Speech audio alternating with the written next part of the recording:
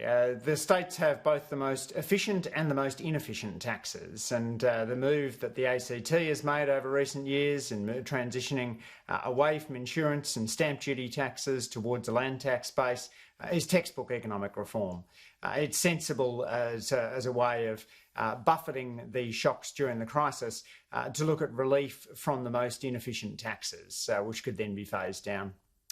We did hear from, a short time ago, Finance Minister Matthias Cormann, who says, it's all about minimising risk and a strong recovery at the moment. How do you see it? You look at Australia coming out of World War II, and that was a period in which we decided we wouldn't just put the place together the way it had been in the 1930s, but we'd build a better country. There's a white paper on full employment put together by the Labor government, and then Robert Menzies, to his credit, embarks on a massive program of home building, and the home ownership rate shoots up.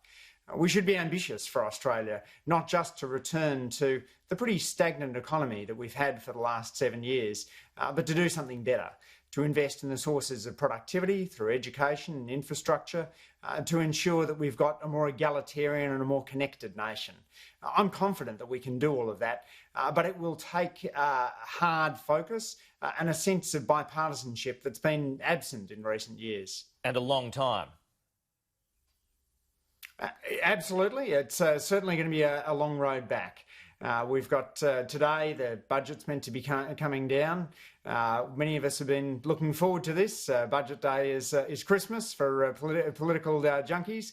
But too many Australians are worried they're going to end up with coal in their stockings, that we're not going to have the sorts of measures that are needed in order to look after the most vulnerable. And it's the most vulnerable that have been hit hard. People with less education that haven't been able to telework, young Australians who disproportionately lost their jobs, people in hospitality where a third of all jobs have been lost. So we need to make sure that as we transition forward, it's not the most vulnerable who cop a double whammy. And that's one of the things I'll be looking for in this Treasurer's speech today. It's reasonable, well, in your opinion, is it reasonable for JobKeeper to be wound back now that many businesses are coming back online?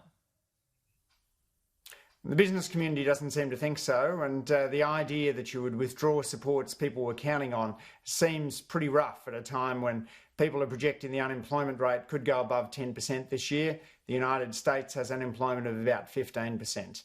We've got some of the worst business and consumer confidence numbers we've ever seen.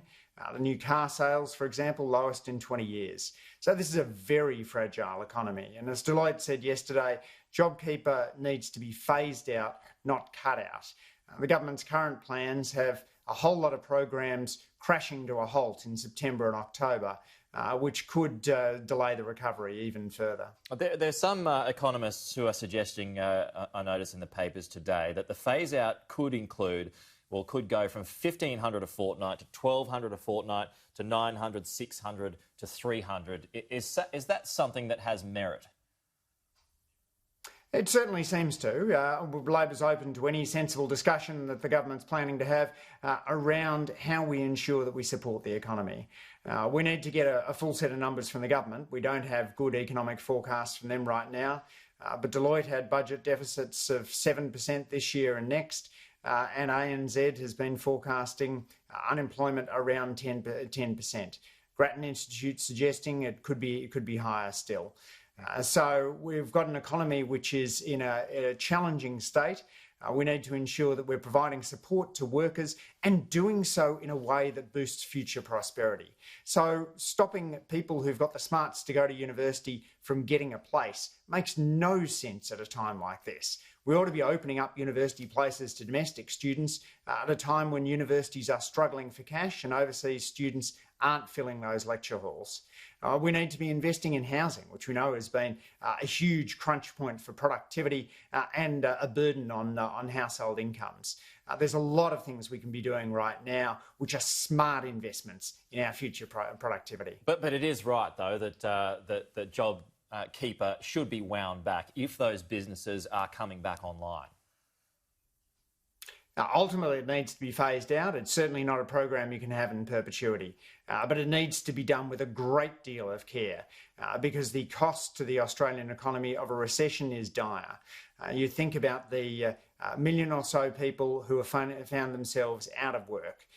And we know from past downturns, whether it's the Great Depression, the 80s recession or the 90s recession, that typically unemployment takes about twice as long to come down as it did to go up.